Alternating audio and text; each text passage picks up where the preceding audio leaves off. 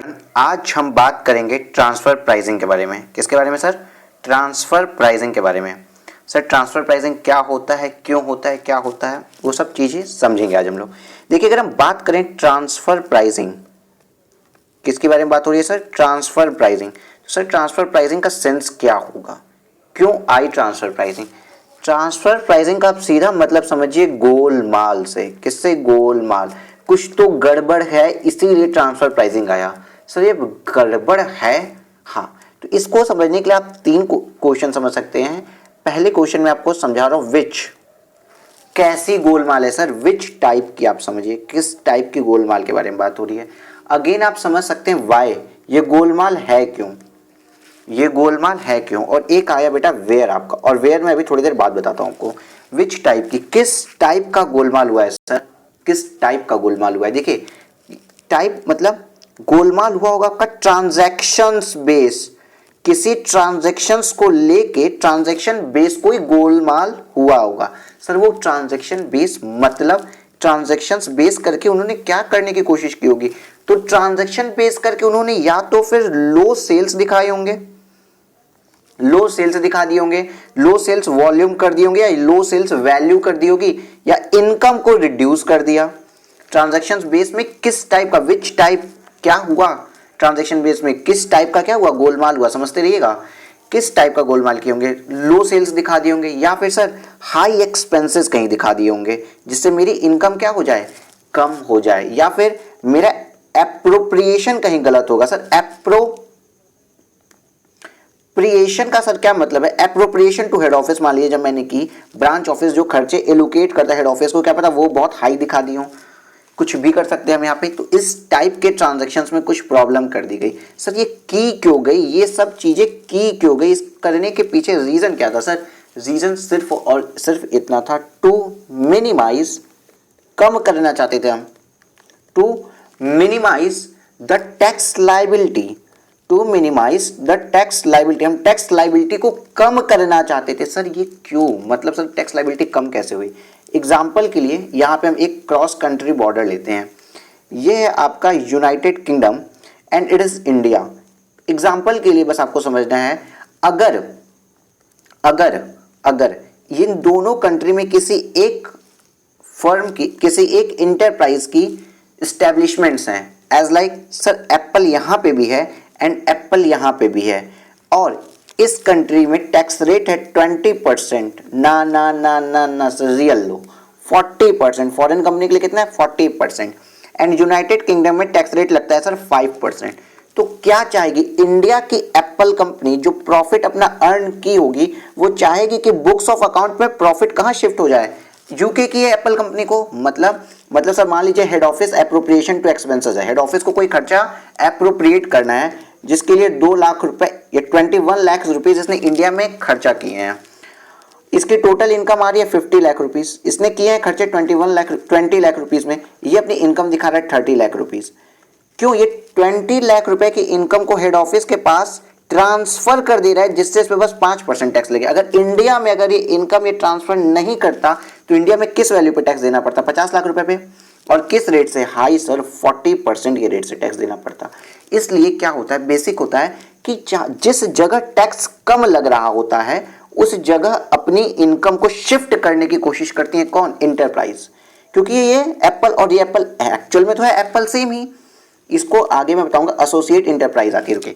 Apple actual में तो same है ही, इसी तरीके से विद इन इंडिया भी होता है, एक होता है स्पेशल इकोनॉमिक जोन, सेज में कुछ इंटरप्राइज होती हैं और सेज यूनिट्स, और सेम इंटरप्राइज के अगर नॉन सेज यूनिट में कोई ब्रांच है, इंटरप्राइज है, परमानेंट एस्टेब्लिशमेंट है नॉन सेज यूनिट में, तो ये नॉन सेज यूनिट जहां पे टैक्स रेट हाई लगता है चाहती है कि अपनी इनकम को सेज में ट्रांसफर करना, वहां पे भी ट्रांसफर प्राइसिंग के कुछ प्रोविजंस लग जाते हैं, लेकिन दोनों का ट्रीटमेंट अलग अलग है, वो आपको बाद में बताया जाएगा। अभी प्राइमरी एडजस्टमेंट वगैरह सब चीज़ें बाद में आती हैं। ठीक है सर, आपने ये तो बताया कि सर ये ट्रांसफर प्राइसिंग होता क्यों, ये गोलमाल होता है। पहली बार ट्रांसफर प्राइसिंग गोलमाल होता है, किस टाइप का होता है और क्यों होता है। तो इसको रोकने के लिए करते भी तो कुछ होंगे, हाँ सर रोकने के लिए करते कुछ है। तो याद देखिए, आपने सीधी सीधी बात समझा, मिनिमाइज टैक्स लायबिलिटी, और कैसे होती है यहाँ पे एक बार लिख लीजिए, to shift income in the area of low tax rate, जहां टैक्स रेट कम है उस एरिया में अपनी इनकम को क्या कर लिया जाता है, शिफ्ट कर लिया जाता है। बट सर इस चीज को ओवरकम करने का भी कुछ तरीका निकला। How to overcome this? Sir यहां पे इन्होंने क्या निकाला ना, इसको ओवरकम करने के लिए एक बात निकाल दी, आर्म लेंथ प्राइस, जो साधारणतया किसी से भी चार्ज किया जाता है वो प्राइस, मतलब फेयर प्राइस भी आप समझ सकते हैं इसका, लेकिन वर्ड है आर्म लेंथ प्राइस, जिसको कहिए सच्चा मूल्य, जो रियल कीमत है ना उस चीज की वो। मतलब अगर एक इंटरप्राइज दूसरे इंटरप्राइज को कोई अमाउंट ट्रांसफर करिए 2 रुपए की चीज को 40 रुपए की, तो ना बाबा ना, 40 रुपए 2 रुपए की चीज अगर 40 रुपए में ट्रांसफर करें तो हम नहीं मानेंगे। वहां पे ट्रांसफर प्राइसिंग के प्रोविजंस आ जाएंगे और खोजा क्या जाएगा, आर्म लेंथ प्राइस, सच्चा प्राइस। सर हाँ, तो ये कैसे होगा? इसके कुछ रूल्स हैं, इसके कुछ मेथड्स हैं। ये अमाउंट कैसे खोजेंगे, इसके मेथड्स हैं जो हम कहाँ पढ़ेंगे, with questions, comparable, uncontrolled price and all that, with questions हम इसको देखते जाएंगे। विथ क्वेश्चंस जहां जहां क्वेश्चन में आएगा और वहां पे जितने रूल्स है ना वहां पे आपको नाम लिखना होगा, क्वेश्चन के साथ आप यहाँ पे लिखते जाएगा, जैसे कंपेरेबल अनकंट्रोल्ड प्राइस मेथड, उसके बाद दूसरे नंबर पे, तीसरे नंबर पे, चौथे नंबर पे जो जो प्राइस मेथड आएंगे वो सब आप नाम लिखते जाएगा। मैं यहाँ पे नाम भी नहीं बता रहा हूँ आप लोगों को बेटे, ठीक है, ठीक है सर। तो इससे सर होगा क्या, इससे आर्म लेंथ प्राइस से क्या होगा ना कि अब आर्म लेंथ प्राइस भी डिसाइड करते समय हम आर्म लेंथ प्राइस जब डिसाइड कर रहे हैं, अब होगा क्या सर, देखिए इनकम आई, या तो इनकम मेरी इंक्रीज हो रही होगी या तो डिक्रीज हो गई होगी। आर्म लेंथ प्राइस अगर हमने पता किया तो जिस यूनिट या जो यूनिट हमारी इंडियन टेरिटरी में है उस यूनिट की अगर इनकम बढ़ रही होगी या घट रही होगी, क्योंकि हम क्या करेंगे आर्म लेंथ प्राइस निकाल के हम यूके की यूनिट पे क्या इफेक्ट पड़ रहा है वो थोड़ी देखने जाएंगे। ये जो यूके की यूनिट है, देखिए ये जो यूके की यूनिट है इस पे क्या इफेक्ट पड़ रहा है वो नहीं देखेंगे, हम किसकी यूनिट पे देखेंगे, इंडिया की यूनिट पे क्या इफेक्ट पड़ रहा है। तो इंडिया की यूनिट पे आर्म लेंथ प्राइस कैलकुलेट करने के बाद या तो फिर उस इंडिया की यूनिट में इनकम बढ़ रही होगी या घट रही होगी, या फिर सर एक और बात हो सकती है एक्सपेंसेस इंक्रीज हो रहे होंगे या एक्सपेंसेस डिक्रीज हो रहे होंगे, कुछ ना कुछ इफेक्ट आ रहा होगा, ठीक है। अगर इसी में बात समझिए, अगर होता क्या है कि इंडिया में जो यूनिट है ना उसकी अगर इनकम इंक्रीज हो रही है या फिर उसके एक्सपेंसेस डिक्रीज हो रहे हैं, तो अगर ये सिचुएशन बैठती है तो इससे क्या इफेक्ट पड़ेगा। अगर मान लीजिए इस यूनिट ने कितने दिखाए थे, अपनी इनकम दिखाई 50 लाख रुपए, लेकिन आर्म लेंथ प्राइस लगाने के बाद इसकी इनकम आ जा रही है 60 लाख रुपए। इसने अपने एक्सपेंस डाले थे 25 रुपए के, लेकिन आर्म लेंथ प्राइस के कारण इसकी जो एक्सपेंस आ रहे हैं वो आ रहे हैं 20 रुपए। तो इस चीज के कारण इसकी इनकम एग्रीगेट इनकम क्या हो रही है, इंक्रीज हो जा रही है। इट मींस ये हमको टैक्स ज्यादा पे करेगा, टैक्स पेमेंट हमको ज्यादा आएगा, मेरा टैक्स कलेक्शन क्या होगा, मेरा टैक्स कलेक्शन यहाँ पे बढ़ जाएगा।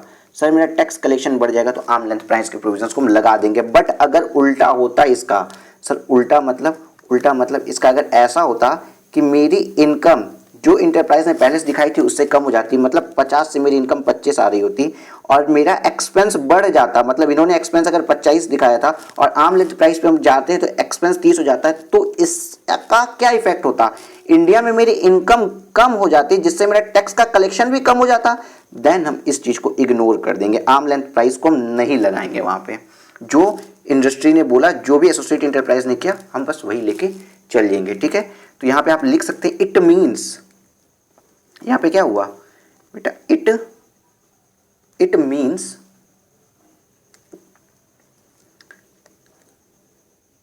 होल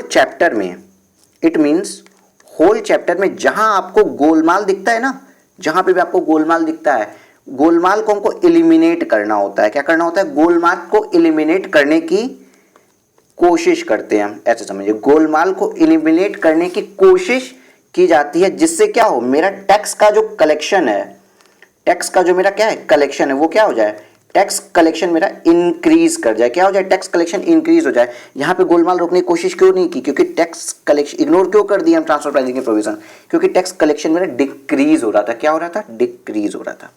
सर ठीक है, इतनी बात तो आपकी समझ में आ गई। सर अब ये सब हम लगाते कहाँ पे हैं सर, ये सब कुछ जो आपने बताया, विच टाइप, कहाँ पे कैसा गोलमाल हो सकता है, क्यों गोलमाल हो सकता है, लेकिन हम ये प्रोविजनिंग लगाएंगे कहाँ पे, किस जगह पे सर, वेयर की बात अब हम अगर करें तो सर हम ये प्रोविजनिंग लगाएंगे कहाँ पे? देखिए वेयर की अगर हम बात कर रहे हैं, कहाँ लगानी है हमें ये प्रोविजनिंग? वेयर। क्या सर रामू ने श्यामू को कुछ सामान बेचा तो हम लगा दें? ना ना ना। एज लाइक सर मान लीजिए लॉकडाउन है और आपका जो लोकल मर्चेंट है वो आपको MRP से भी ज़्यादा पे 1000 रुपये की चीज़ 1200 रुपये में बेच रहा है, सर हम क्या यहाँ पे हम FMV लगा दें, सॉरी आर्म लेंथ प्राइस लगा दें? ऐसी बात नहीं हो रही है। कहाँ लग रहा है? अब आप बात समझिए। पहली बात तो ये तब लग रहा होगा अगर टैक्स का अमाउंट क्या हो, सब्सटेंशियल अमाउंट हो, क्या हो, सब्सटेंशियल अमाउंट हो टैक्स का, तब ये लगेगा।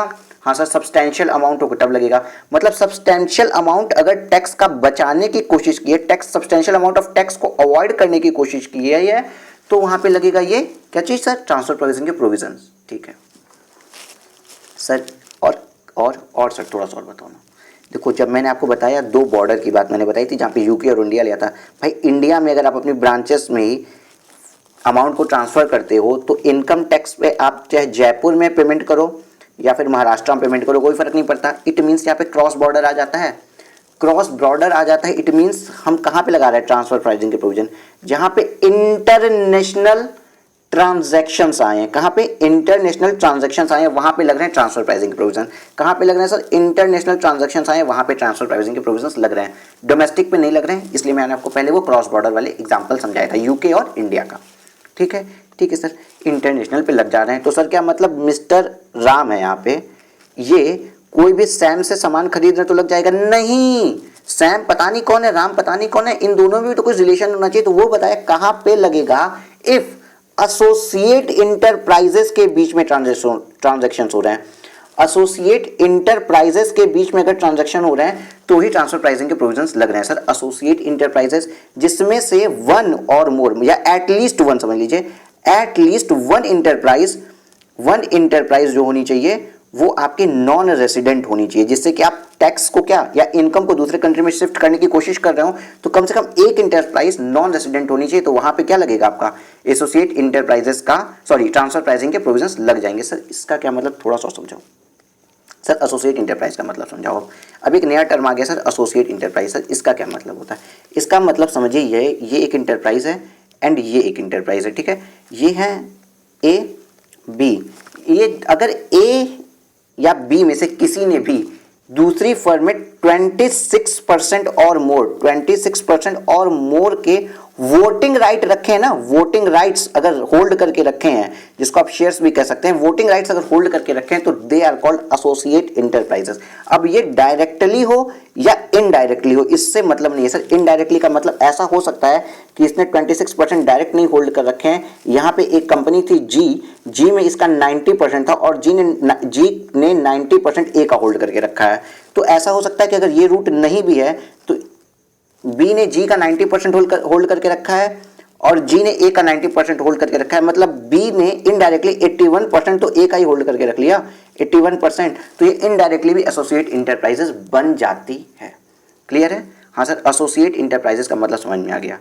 बस इन्हीं सब चीज़ों को इवेल्युएट करते करते अब हम रेस्ट प्रोविजंस जितने भी है ना वो सारे के सारे प्रोविजंस इन्हीं सब बातों को बेस को अपने माइंड में रखते हुए अप्लाई करते जाएंगे और जो टैक्स है वो आपको कॉमन सेंस बेसिस पे सब कुछ समझ में आता जाएगा। और जो मैंने आपको बताया था आप इस डायग्राम को लिखिएगा, बनाइएगा आप भी, और यहाँ पे ना अब मेथड्स बस बताया जाएगा आर्म लेंथ प्राइस हम सर किस किस मेथड से निकाल सकते हैं। आपको इसका स्नैपशॉट लेना है या पिक खींचनी, एक बार आप इसको ले सकते हैं।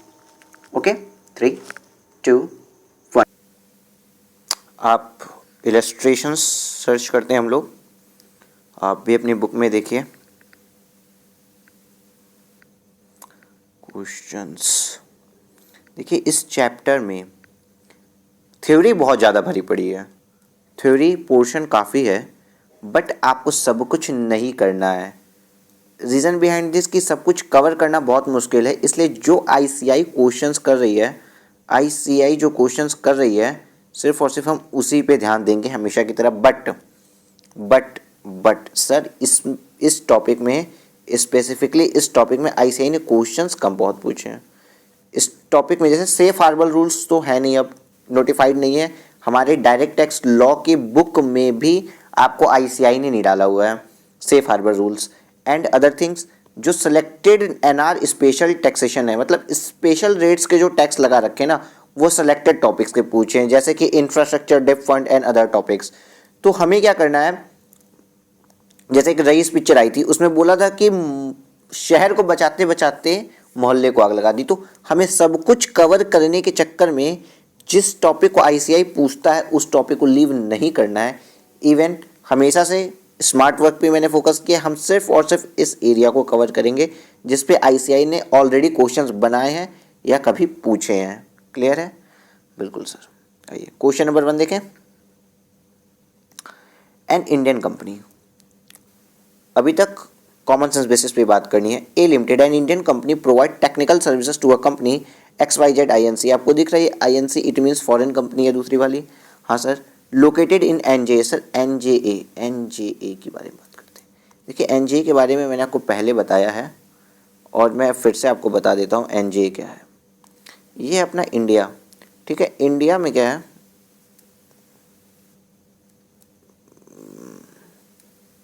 सो ये है अपना ये है अपना इंडिया, ठीक है। अब इंडिया में यहाँ पे जो दिल्ली है, या इंडिया में किसी भी डेजिग्नेशन को आप समझिए, डेस्टिनेशन को आप समझिए। डेस्टिनेशन पे आप यहाँ पे हैं और ये दूसरी है कोई भी कंट्री SRC, ठीक है। SRC कंट्री है। इस कंट्री में क्या प्रॉब्लम है, इस कंट्री, यह कंट्री जो है SRC का स्विट्जरलैंड ही लेते हैं, स्विट्जरलैंड है, ठीक है। स्विट्जरलैंड इंडिया के साथ कोई भी इंफॉर्मेशन शेयर नहीं करना चाहती, टैक्स रिलेटेड इंफॉर्मेशन शेयर नहीं करना चाहती है। हवाला का जो पैसा आता है वो ज़्यादातर ट्रांजैक्शन स्विट्जरलैंड से आता है। इंडिया की बहुत ज़्यादा जो ब्लैक मनी पड़ी है वो ज़्यादातर ब्लैक मनी स्विट्जरलैंड में पड़ी है। और स्विट्जरलैंड की गवर्नमेंट इंडिया के इस चोरी के पैसे, भ्रष्टाचार के पैसे को इंफॉर्मेशन शेयर करने को रेडी नहीं होती है कि किस किस पर्सन की है, कितनी है, या फिर अदर लिटिगेशन में कोई सपोर्ट नहीं करती है। और ऐसा पता चलता है कि मेरी इकोनॉमी को इस कंट्री से होने वाले ट्रांजैक्शन के थ्रू बहुत ज़्यादा लॉस हो सकता है। एज लाइक ब्लैक मनी चली गई बाहर और फिर वाइट मनी के वापस आती है, फिर मतलब बहुत सी ट्रांजैक्शन ऐसे हो सकते हैं जो सिर्फ और सिर्फ हवाला का काम कर रहे होते हैं। इस कंट्री के थ्रू डमी कंपनियां क्रिएट करके यहाँ पे हवाला का काम किया जा रहा है। तो क्या होगा, इंडिया ऐसी कंट्री को नोटिफाइड जुडिशियल एरिया डिक्लेयर कर देती है। Okay sir. इफेक्ट क्या पड़ता है अगर ये आप इंडिया में हैं और ये जो दूसरी कंट्री है, अब जब इन दोनों कंट्रीज़ के बीच में कोई भी ट्रांजैक्शन होगा, करेंटली कोई भी, मैं आपको स्पेशल बात बताऊं, करेंटली कोई भी टेरिटरी को नोटिफाइड जुडिशियल एरिया नहीं बताया गया है। नोटिफाइड जुडिशियल एरिया में कोई भी कंट्री नहीं है, बस एक कंसेप्ट है जिसको इन डेप्थ पढ़ने की जरूरत नहीं है, बस इतना समझिए। जब भी इस कंट्री से और इंडिया में कोई भी ट्रांजैक्शंस होगा तो इवन ये ए है और ये BINC है, ए लिमिटेड और BINC एसोसिएट इंटरप्राइजेज नहीं है, फिर भी आर्म लेंथ प्राइस कंसीडर किया जाएगा एंड जितनी भी ट्रांसफर प्राइसिंग के प्रोविजंस होते हैं वो इस पे लग जाएंगे। सर ट्रांसफर प्राइसिंग के प्रोविजन लग जाएंगे मतलब एसोसिएट इंटरप्राइज नहीं है फिर भी ट्रांसफर प्राइसिंग के प्रोविजन लग जा रहे हैं भाई, आर्म लेंथ प्राइस कंसीडर किया जा रहा है। और मेथड्स वही जो ट्रांसफर प्राइसिंग वाले मेथड्स हैं आर्म लेंथ प्राइस कैलकुलेट करने के, सिर्फ इतनी सी बात है और कोई बात इसमें नहीं है। ठीक है सर। और हाँ, नोटिफाइड जुरिडिक्शनल एरिया में एक बड़ी बात आपको मैं बता दूं, जैसे कहीं कोई स्पेशल रेट दिया हुआ है कि इंफ्रास्ट्रक्चर डेप्ट बॉन्ड है, आपको पता है इंफ्रास्ट्रक्चर डेप्ट फंड के थ्रू अगर इंफ्रास्ट्रक्चर डेप्ट बॉन्ड पे किसी एनआर को, किसी नॉन रेसिडेंट को इंटरेस्ट देना है तो TDS 5% से काटते हैं। ऐसा मैंने TDS के टॉपिक 194 LB में पढ़ाया था। बट क्या होता है कि इफ़ मान लीजिए ये नोटिफाइड जो इंटरेस्ट का पेमेंट हो रहा है ना, ये भाई साहब नोटिफाइड जुरिडिक्शनल एरिया के मेंबर थे, नोटिफाइड जुरिडिक्शनल एरिया में आते थे, ठीक है। तो क्या हो जाएगा, तो यहाँ पे रूल है कि 30% और rate prescribed whichever is higher का ही हमेशा TDS कटेगा। मतलब मिनिमम 30% तो कटना ही कटना है। अगर यहाँ पे 55% प्रिस्क्राइब्ड होता तब तो 55% कटता, लेकिन नोटिफाइड जुरिडिक्शनल एरिया में मिनिमम 30% की रेट से TDS कटेगा ही कटेगा। एंड चूंकि NRA इसलिए हेल्थ एंड एजुकेशन सेस 4% इसमें एडिशनल जुड़ जाएगा। Okay sir. आइए, नोटिफाइड जुरिडिक्शनल एरिया कोई बहुत मेजर थिंग नहीं है, बस एक बहुत हल्का कंसेप्ट है, बस इतना समझिए हवाला का काम होने के चक्कर में ब्लैक मनी, वाइट मनी, पैसे लेके भाग जाने, इस टाइप की स्पेसिफिक टेरिटरीज होती थी या होती हैं या हो सकती हैं। फिलहाल पहले साइप्रस एक थी जिसको एनजे डिक्लेयर किया गया था, उसको भी बता दिया गया है, बट ऐसी भविष्य में अब ना पाए इसलिए इसकी प्रोविजन को रखा हुआ है जहाँ से हवाले का काम होता था। ठीक है। A limited Indian company provide technical services to a company XYZ INC located in NJA for a consideration of ₹40 lakh in October 2019. It charged 42 lakh for similar services rendered to PQR INC which is not located in NJA. PQR INC is not an associate enterprise of A Limited.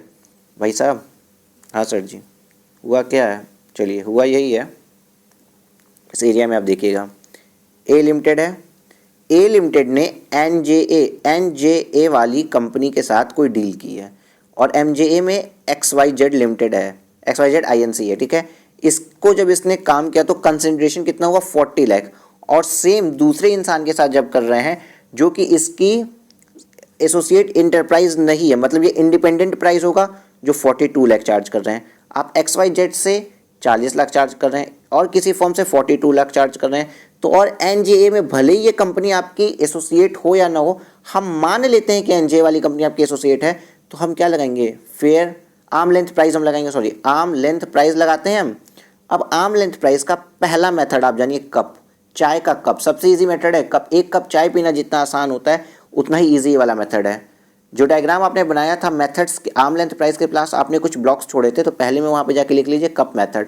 Cup मतलब controllable, ना uncontrollable,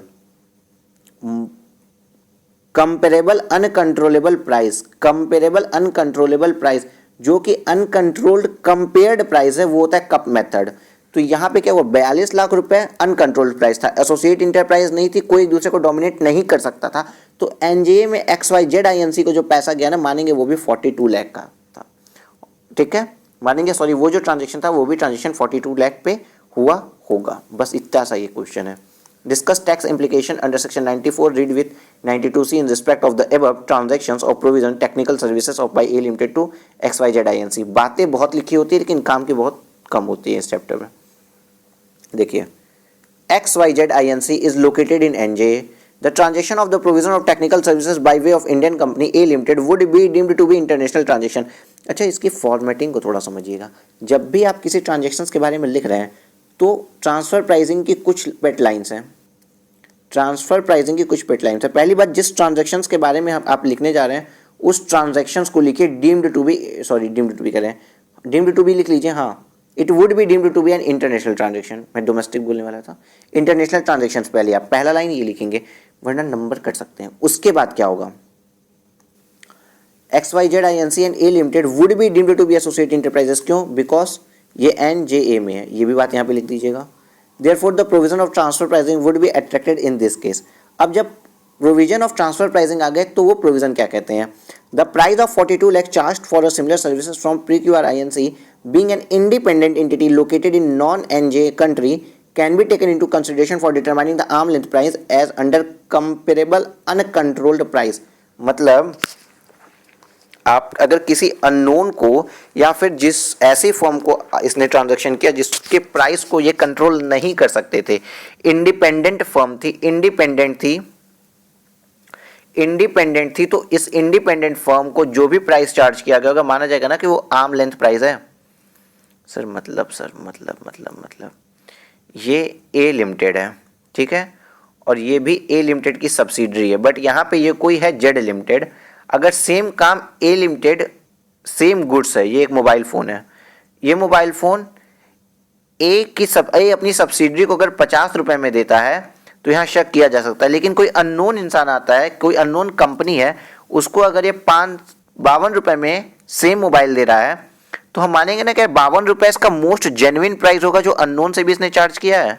हाँ sir, ये मानेंगे। तो इसलिए arm length price ये 52 रुपये बन गया और खुद को जो दिया उस प्राइस को हम क्या करेंगे? शक की निगाहों से देखेंगे।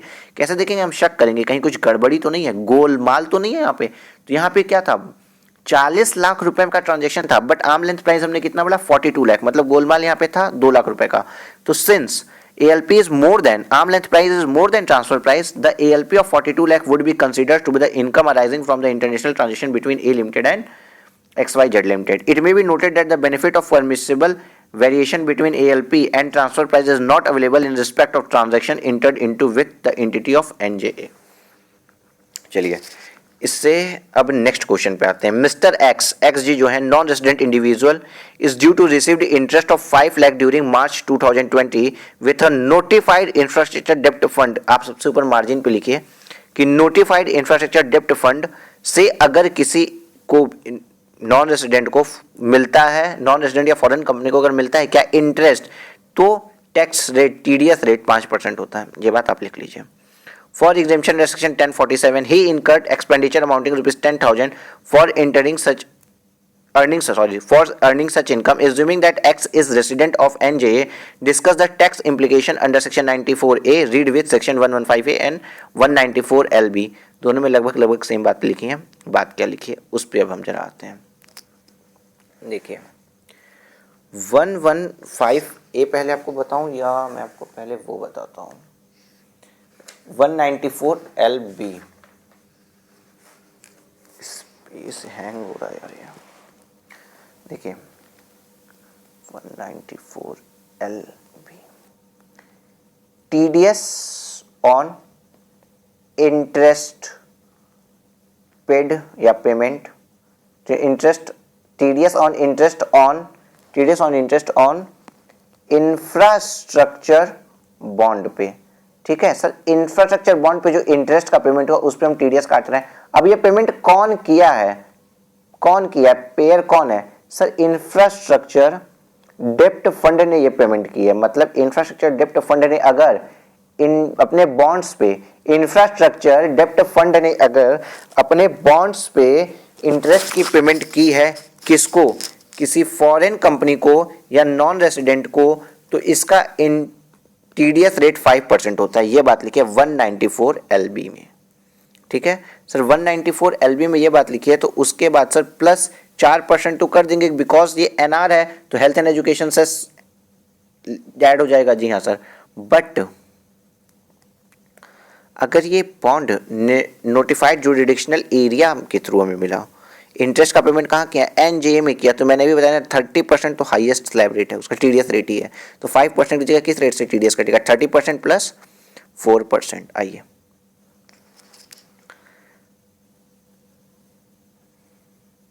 मिस्टर एक्स कहाँ रह रहे थे? NJA में रह रहे थे. इसका मतलब इन पे TDS रेट 30 प्लस 4% हो जाएगी. प्रेजेंटेशन देख लें. The interest income received by mister, यहाँ से आइए 1 सेकंड बेटा, यहाँ से पढ़िए. अंडर सेक्शन 194LB जो मैंने अभी तुरंत पढ़ाया है, मुझे वो लाइन दिख गई तो पहले उस लाइन को पढ़ लेते हैं जो तुरंत पढ़ी है अभी हमने. Under section 194LB tax is deductible at the rate 5% plus health and education cess on interest paid by such fund to a non resident. However since